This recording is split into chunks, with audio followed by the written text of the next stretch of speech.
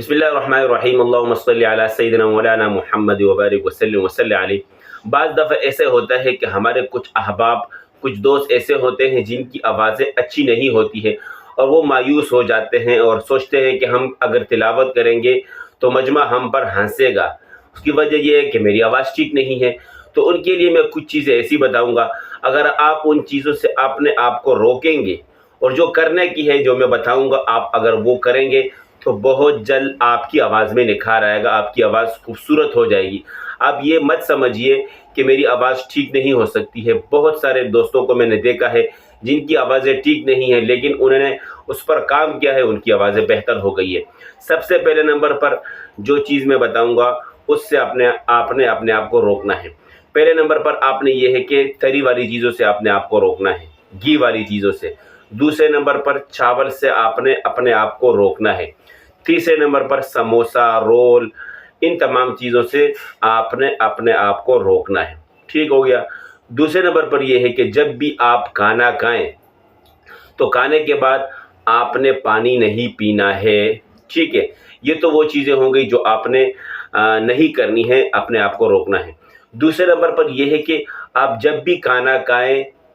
کوئی بھی کھانا ہو، کسی قسم کا بھی کھانا ہو، اگر آپ نے بالفرض چاول بھی کھا لیے ہیں،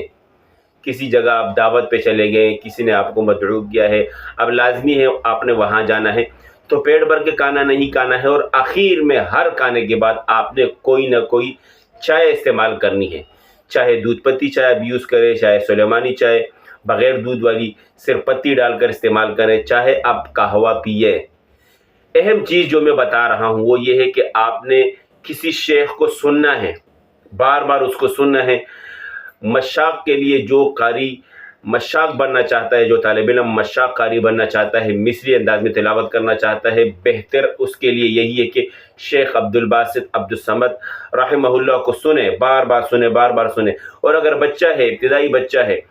حفظ کا بچہ ہے اور اس کی آواز خراب ہے اور وہ چاہتا ہے کہ میں قاری بنوں، تو اس کے لیے ضروری ہے کہ اس کے لیے شیخ ابراہیم قاسمی صاحب فرماتے ہیں کہ قاری کے لیے آج بھی دروازہ جو ہے وہ شیخ عبدالباسط عبدالصمد رحمہ اللہ ہے، اور اگر وہ حدر پڑھنا چاہتا ہے اس کے لیے ضروری ہے کہ وہ شیخ ایوب رحمہ اللہ، شیخ صدیق المنشاوی رحمہ اللہ، شیخ خلیل حصری رحمہ اللہ کو سنیں، بار بار سنیں، بار بار سنیں، یہاں سے سنیں اور زبان سے اس پر پریکٹس کرتا رہے، کان سے سنتا رہے، بار بار پریکٹس کرتا رہے، تو بہت ہی جلد انشاءاللہ اس کی آواز میں نکھار آئے گا، خوبصورتی پیدا ہوگی اور وہ جلد انشاءاللہ مجمع کے سامنے تلاوت پڑھ کر مجمع کو متاثر بھی کرے گا۔